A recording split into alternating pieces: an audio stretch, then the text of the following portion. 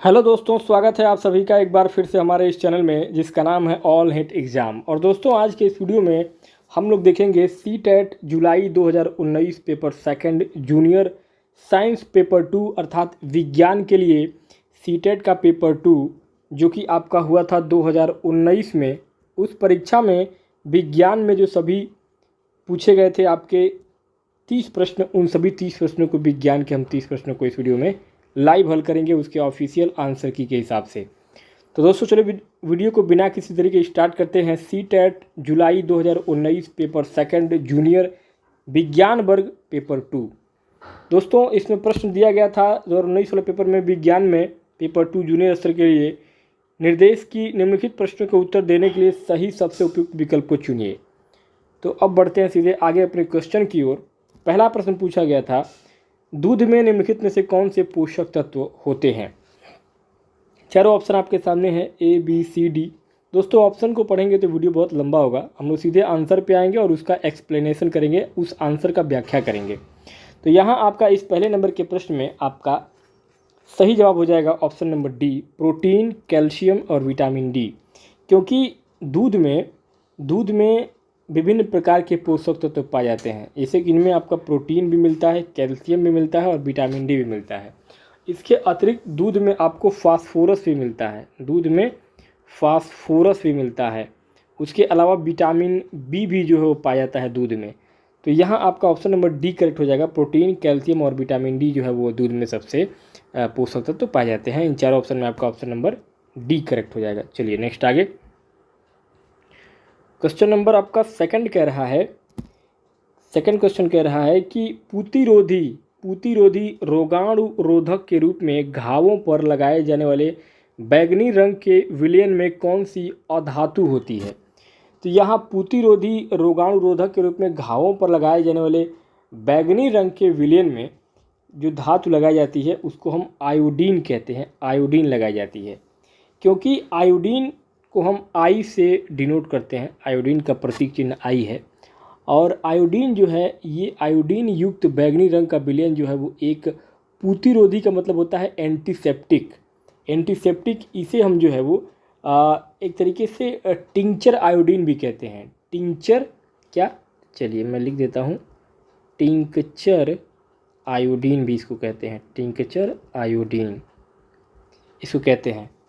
और इसमें जो है वो सामान्यतः आयोडीन के तत्व जो हैं, आयोडीन के तत्व के साथ साथ पोटेशियम आयोडाइड या सोडियम आयोडाइड भी मिला रहता है। तो यहाँ आपका iodine option number A correct और राइट आंसर हो जाएगा। नेक्स्ट आगे क्वेश्चन नंबर थर्ड कह रहा है कि वायु के संबंध में नीचे दिया गया कौन सा कथन गलत है, अर्थात कौन सा कथन आपका सही नहीं है। तो वायु के बारे में अगर बात करेंगे, हवा के बारे में, तो यहाँ आपका ऑप्शन नंबर ए करेक्ट हो जाएगा। मृदा में वायु उपस्थित नहीं होती है क्योंकि वायु जो है, एयर जो है, वह वायुमंडल के अतिरिक्त अन्य स्थलों में भी पाई जाती है। क्योंकि वायु अत्यधिक संपीड़ित यानी कि कंप्रेसिबल होती है, अतः यह सूक्ष्म से सूक्ष्म स्थानों या छिद्रों में भी प्रवेश कर सकती है।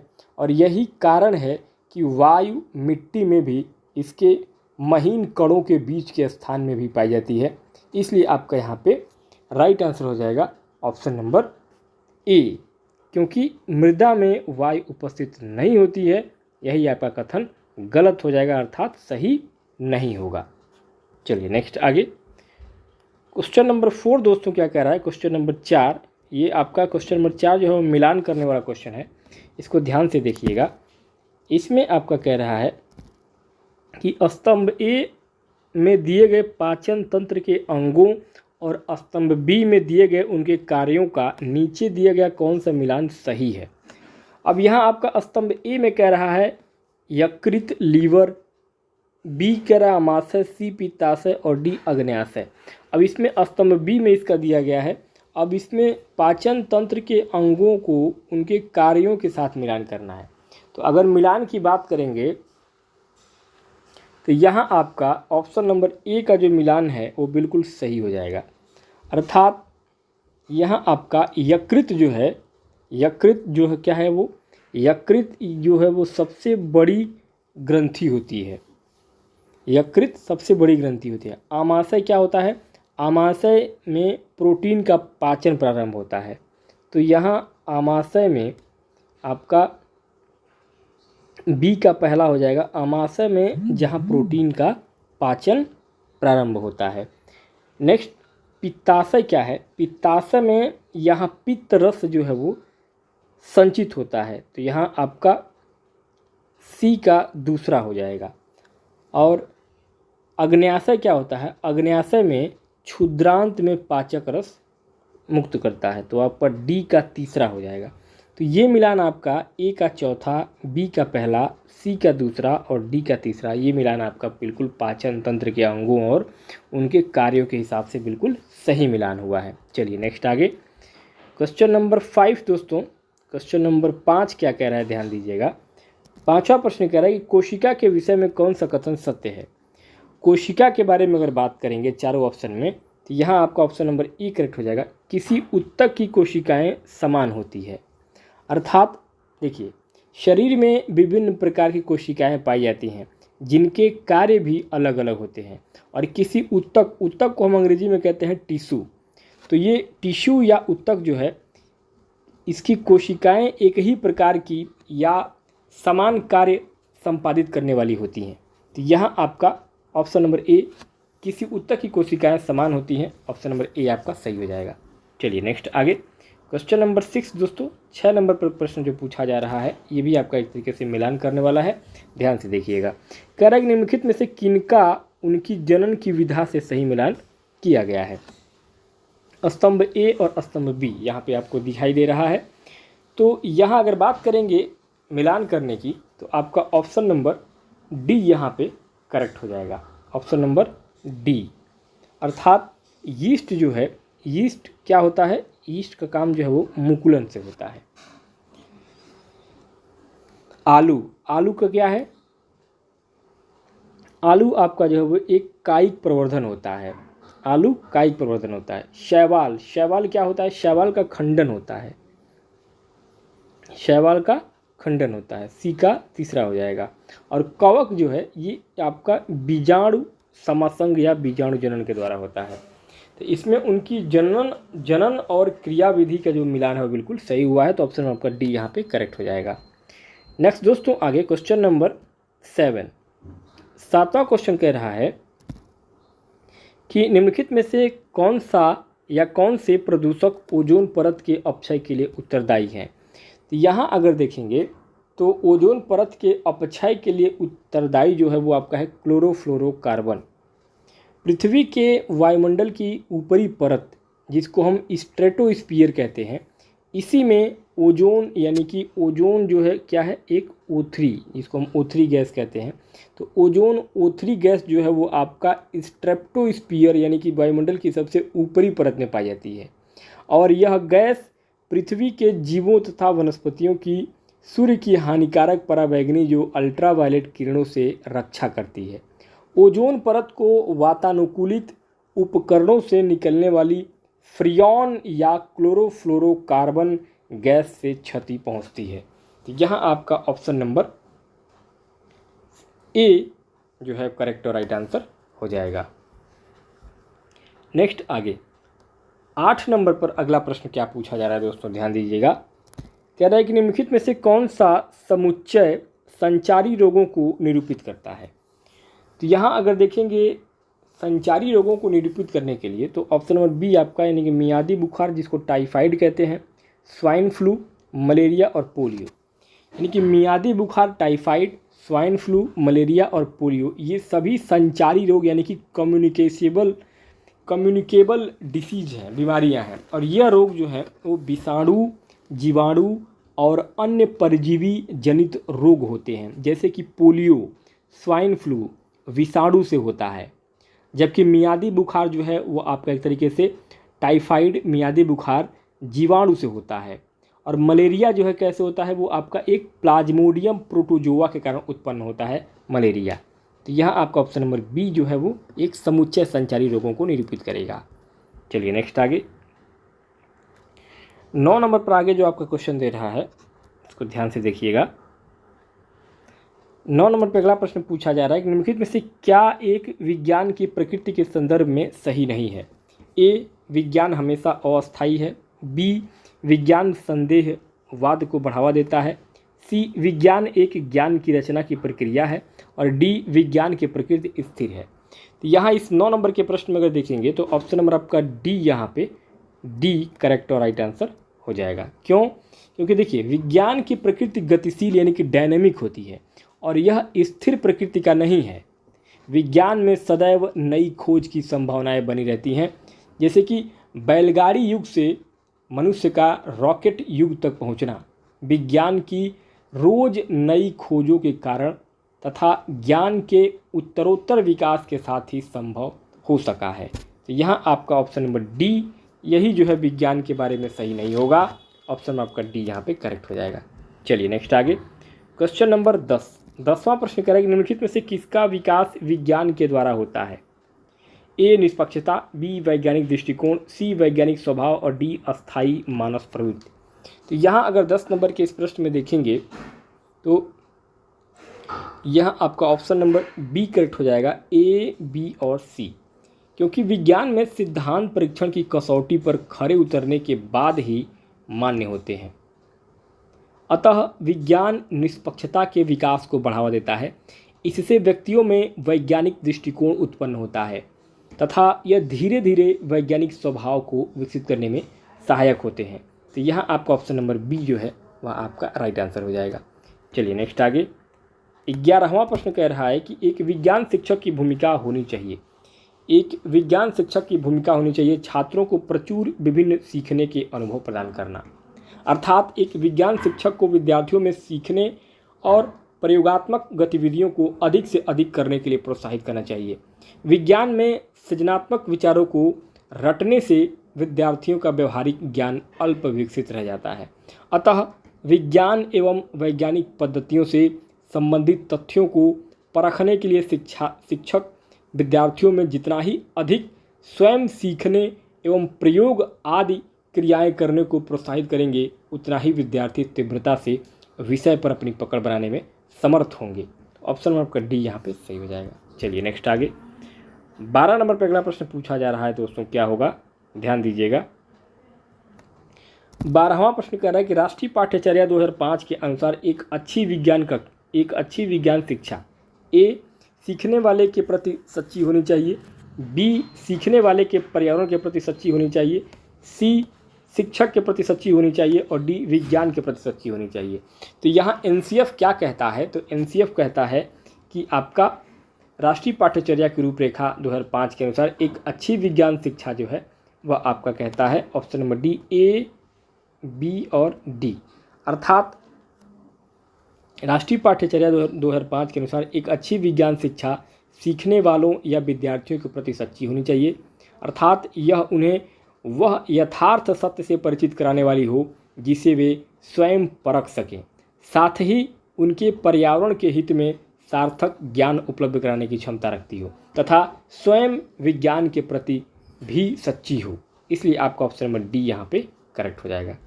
नेक्स्ट आगे, 13 नंबर पर अगला प्रश्न पूछा जा रहा है कि बच्चे के अपने क्षेत्र के लोगों में वायु प्रदूषण के स्रोतों की जागरूकता का सर्वे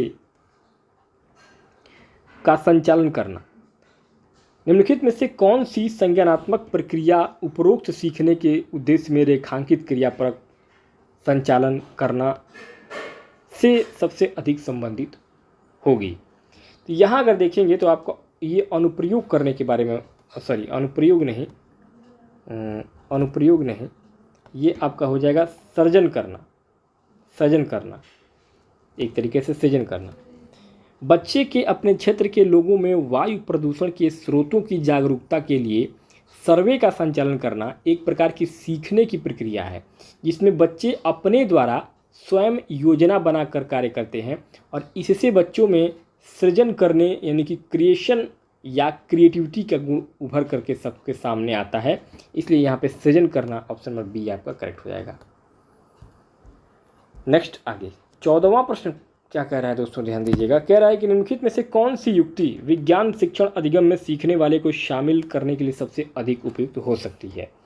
तो यहाँ अगर देखेंगे तो आपका ऑप्शन नंबर बी, सबसे पहले छात्र को सीखने में जोड़ने पर कार्य करना। विज्ञान शिक्षण अधिगम में सीखने की प्रक्रिया में यदि सबसे पहले छात्रों को सीखने से जोड़ने पर ही कार्य किया जाए तो यह एक ऐसी सर्वोत्तम युक्ति हो सकती है जिससे विज्ञान शिक्षण को अधिक सरल और सुगम बनाया जा सकता है। इसलिए आपका ऑप्शन नंबर बी यहाँ पे करेक्ट हो जाएगा। नेक्स्ट आगे अगला 15वां प्रश्न पूछ रहा है कि निम्नलिखित में से किस युक्ति के द्वारा प्रकाश के परावर्तन की संकल्पना का अर्थवान स्पष्टीकरण दिया जा सकता है। तो यहाँ प्रकाश के परावर्तन की संकल्पना को हम अगर स्पष्टीकरण देंगे तो ये हो जाएगा आपका ऑप्शन नंबर बी, अर्थात प्रकाश का परिवर्तन एक वैज्ञानिक घटना है जिसमें प्रकाश किरणें किसी परावर्तक तल जैसे समतल दर्पण से परावर्तित होकर किसी अन्य वस्तु पर आपतित होती है। अतः विद्यार्थी इस घटना का अर्थवान स्पष्टीकरण एक सफ़ेद कागज के पर्दे पर प्रकाश के परावर्तन का अवलोकन करके देख सकते हैं। इसलिए आपका ऑप्शन नंबर बी यहाँ पे करेक्ट और राइट आंसर हो जाएगा। नेक्स्ट आगे 16वां प्रश्न दोस्तों क्या कह रहा है कि विज्ञान में क्षेत्र भ्रमण क्यों महत्वपूर्ण है। विज्ञान में क्षेत्र भ्रमण महत्वपूर्ण इसलिए है क्योंकि यह अपने हाथ से कार्य करने के अनुभव प्रदान करता है, अर्थात विज्ञान के अध्ययन क्षेत्र में क्षेत्र भ्रमण करना भी एक आवश्यक तथा महत्वपूर्ण प्रक्रिया है क्योंकि इसके माध्यम से विद्यार्थी सीखने की प्रवृत्ति का विकास स्वयं कार्य करके तेजी से कर सकते हैं, अर्थात इसमें उन्हें अपने हाथ से कार्य करने का अनुभव प्राप्त होता है। इसलिए आपका ऑप्शन नंबर डी करेक्ट हो जाएगा। नेक्स्ट आगे 17 नंबर पर अगला प्रश्न है, निम्नलिखित में से कौन सा साधन बाल केंद्रित आकलन के लिए है। A portfolio, B paper pencil परीक्षण, सी अवधारणा मानचित्र और डी है जर्नल लिखना।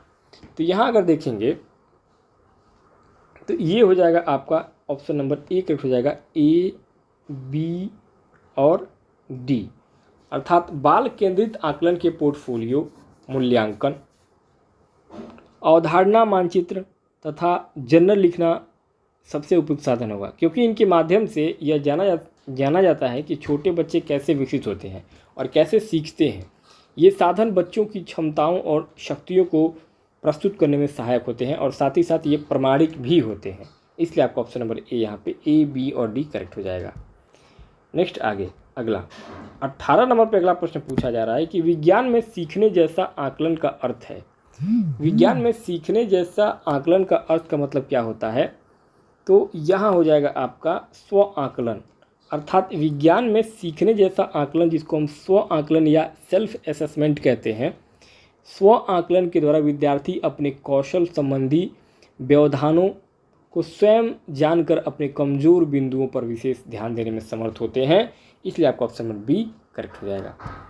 नेक्स्ट आगे अगला 19वां प्रश्न है, अमृता कोई विद्युत परिपथ व्यवस्थित करने का प्रयास कर रही है। उसके पास पर्याप्त संख्या में संयोजक तार नहीं है। परिपथ को पूरा करने के लिए वो नीचे गए पदार्थों में से किसी एक का उपयोग कर सकती है।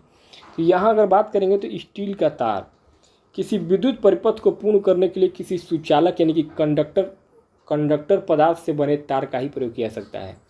और प्रश्न में अमृता जिसे संयोजक तारों यानी कि कनेक्टिंग वायर के अभाव में किसी विद्युत परिपथ को पूरा करना है तो यहाँ स्टील यानी कि चालक मिश्र धातु के बने तार का प्रयोग कर सकती है, अर्थात स्टील के तार यहाँ पे करेक्ट राइट आंसर हो जाएगा। नेक्स्ट आगे अगला 20वां प्रश्न पूछ रहा है कि सही कथन को पहचानिए। सही कथन चारों में से आपका क्या हो जाएगा।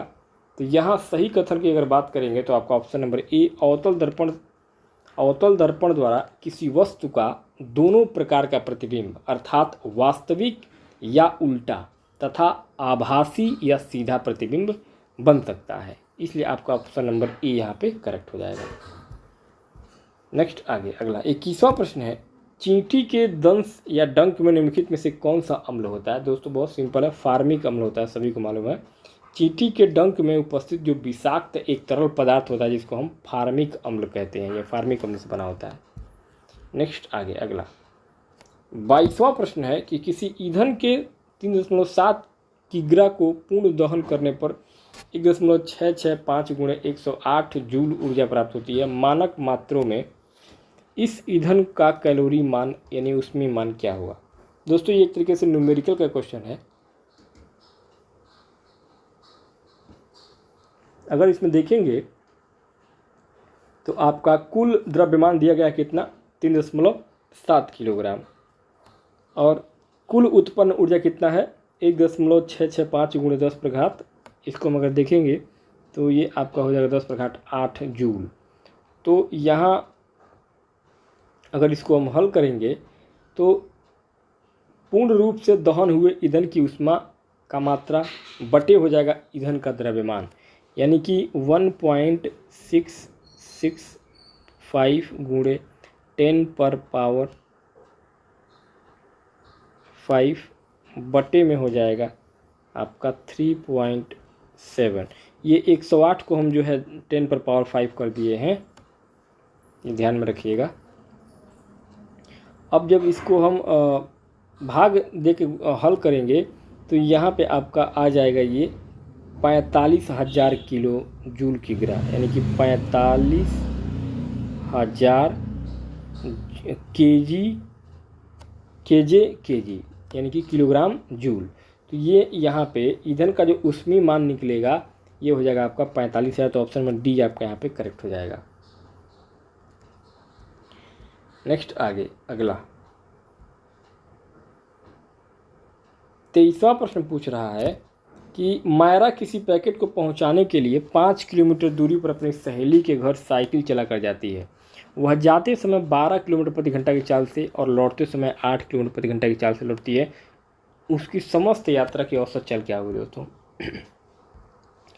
यहाँ आपका 12 किलोमीटर एक्स का, यानी कि जाते समय 12 और आते समय 8। तो ये सिंपल सा क्वेश्चन आपको दिया हुआ है। इसमें औसत निकालने के लिए आपका एक फार्मूला होता है 2xy/x+y। तो अगर देखेंगे तो इसमें क्या हो जाएगा आपका, जब इसको हल करेंगे तो आपका हो जाएगा, देखिए 2 सॉरी ये आपका हो जाएगा, हल करेंगे तो 2 गुणे 12 गुणे 8 बटे में हो जाएगा आपका 12-8। बस इसी को जब आप काट के हल कर देंगे तो यहाँ पे आपका आ जाएगा 9.6 किलोमीटर, 9.6 किलोमीटर प्रति घंटा। ऑप्शन में आपका ए यहाँ पे करेक्ट हो जाएगा। नेक्स्ट आगे 24वां प्रश्न है कि निम्नलिखित में से किस समुच्चय में केवल दूरी मापने के मात्रक हैं। तो यहाँ दूरी मापने के मात्रक की बात करेंगे तो ऑप्शन में आपका बी 42 मीटर प्रकाश वर्ष। ये 3 जो है आपके दूरी मापने के मात्रक हैं। नेक्स्ट आगे अगला 25वां प्रश्न है कि समीर अपने कंचे यानी कि गोली को फर्श पर बिछे 3 विभिन्न पृष्ठों सतहों पर तनी हुई सेलोफेन सीट, कालीन और समाचार पत्र पर लुढ़काता है। कंचे पर लगने वाला घर्षण बल बढ़ते क्रम में किस प्रकार होगा। ये हो जाएगा आपका option number B cellophane sheet, समाचार पत्र और कालीन। यानी कि सेलफोन सीट, समाचार पत्र तथा कालीन की सतहों में से सेलोफेन सीट की सतह का घर्षण सबसे कम, उसके बाद समाचार पत्र के कागज़ की सतह का घर्षण सेलोफेन से थोड़ा सा अधिक और कालीन की सतह में घर्षण इसके धागों या ऊन से बना होने के कारण सबसे अधिक होगा। तो यहाँ पर सबसे पहले आपका सेलोफेन सीट, उसके बाद समाचार पत्र और लास्ट में आपका कालीन आएगा। ऑप्शन आपका बी यहाँ पे करेक्ट हो जाएगा। चलिए नेक्स्ट आगे अगला 26वां प्रश्न क्या कह रहा है दोस्तों, ध्यान दीजिएगा। 26वां प्रश्न कह रहा है कि कोई पिंड रैखिक किसी एक समान वेग से गतिमान है। यदि समय को x अक्ष पर निरूपित किया जाए तो नीचे दिए गए कौन सा कथन आपका सही होगा। तो यहाँ अगर देखेंगे तो एक अगर हम इसका डायग्राम बनाते हैं, जैसे कि ये आपका एक डायग्राम हो गया, ये आपका y हो गया और ये आपका x हो गया। अब यहाँ अगर देखेंगे तो इसका जो वेग होगा ये आपका वेग है, वेग, और यहाँ आपका एक बनेगा नियत वेग रेखा। तो यहाँ आपका जो राइट आंसर हो जाएगा वो आपका ऑप्शन नंबर सी हो जाएगा, अर्थात इस गति का वेग समय ग्राफ एक्स अक्ष के समानांतर एक सरल रेखा होगी, जो यही सरल रेखा जो है यहाँ पे बन रही है। ऑप्शन आपका सी यहाँ पे करेक्ट हो जाएगा। नेक्स्ट आगे अगला 27वां प्रश्न है कि निम्नलिखित में से कौन पेट्रोलियम का उपोत्पाद नहीं है। तो पेट्रोलियम का जो उपोत्पाद नहीं होगा वो आपका हो जाएगा Coke, option number A, Coke आपका राइट आंसर हो जाएगा दोस्तों, क्योंकि यहाँ जो है लुब्रिकेंट ऑयल यानी कि जिसको स्नेहक तेल कहते हैं, पैराफिन, मोम तथा बिटुमेन, ये तीनों जो हैं पेट्रोलियम के एक प्रभाजी आसवन यानी कि फ्रैक्शनल डिस्टिलेशन से प्राप्त हाइड्रोकार्बन के उत्पाद होते हैं। जबकि कोक जो है, कोक कोयले को वायु की उपस्थिति में उच्च ताप पर गर्म करके तैयार किया जाता है, अर्थात कोक जो है वो आपका पेट्रोलियम उत्पाद नहीं होगा। नेक्स्ट आगे अगला 48वां प्रश्न है कि अमन किसी बंद कमरे में एक प्लास्टिक की बोतल, एक लकड़ी का चम्मच और एक धातु का चम्मच को रात भर रखता है। कक्ष का तापमान 30 डिग्री सेल्सियस है। सुबह होने पर वह इन तीनों वस्तुओं के ताप रिकॉर्ड करता है, जो कि इसका T1, T2 और T3 के रूप में होता है। T1, T2 और T3 के रूप में। निम्नलिखित में से किस संबंध द्वारा इन तापों के निरूपण की सबसे अधिक संभावना हो सकती है। तो यहाँ अगर देखेंगे तो आपका ऑप्शन नंबर डी, T1 बराबर T2 बराबर T3। क्यों? क्योंकि लकड़ी का चम्मच, प्लास्टिक की बोतल तथा धातु का चम्मच, इन तीनों की ऊष्मा चालकता भिन्न भिन्न है, लेकिन बड़े समयांतराल में किसी निश्चित ताप के वातावरण में इन्हें ऊष्मा के आदान प्रदान का पर्याप्त समय मिल जाने से ये सभी एक ही ताप यानी कि वातावरण के ताप पर आ जाएंगे। इसलिए T1 बराबर T2 और T2 बराबर T3 की सबसे ज़्यादा संभावना है, यानी कि तीनों का तापमान जो है आपका बराबर ही रहेगा। चलिए नेक्स्ट आगे अगला 29वां प्रश्न कह रहा है कि निम्नलिखित जीवों में से कौन प्रकाश संश्लेषण द्वारा अपना भोजन बना सकता है। तो प्रकाश संश्लेषण द्वारा जब भोजन बनाने की बात होगी तो यहाँ पे आपका ऑप्शन नंबर डी, शैवाल करेक्ट हो जाएगा, क्योंकि शैवाल एल्गी जिसको बोलते हैं, शैवाल में पर्णहरित यानी शैवाल में क्लोरोफिल पाया जाता है और ये प्रकाश संश्लेषण क्रिया द्वारा अपना भोजन स्वयं बना लेता है। तो आपका ऑप्शन नंबर डी यहाँ पे शैवाल करेक्ट हो जाएगा। नेक्स्ट दोस्तों अगला 30 नंबर पर आपका आखिरी प्रश्न होगा इस वीडियो में। निम्नलिखित में से कौन से लक्षण ध्रुवीय भालू को चरम शीत अवस्थाओं के अनुकूल बनाने में सहायता करते हैं। तो ये आपका हो जाएगा ऑप्शन नंबर ए, सफ़ेद बाल, फर, मुड़े हुए लंबे और पैने नाखून, त्वचा के नीचे वसा की परत। अर्थात ध्रुवीय भालू अत्यधिक ठंडे ध्रुवीय प्रदेश में पाए जाते हैं और इन इलाकों का तापमान शून्य से बहुत नीचे तथा भूमि बर्फीली सतहों से ढकी रहती है। अतः इन भालुओं के शरीर पर सफ़ेद बाल, मुड़े हुए लंबे और पैने नाखून होते हैं, जो कि इन्हें बर्फ़ पर चलने में सहायता करते हैं, तथा त्वचा के नीचे वसा की परत होती है जो इन्हें ठंड से बचाती है। इसलिए आपका option number A correct right answer हो जाएगा। तो दोस्तों इस प्रकार से इस वीडियो में हम लोगों ने देखा है आपका सीटेट जुलाई 2019 पेपर सेकंड जूनियर स्तर के लिए विज्ञान के सभी 30 महत्वपूर्ण प्रश्नों को, जो कि आपके लिए काफ़ी हेल्प करेगा 7 जुलाई 2024 की परीक्षा अगर आप पेपर 2 का दे रहे हैं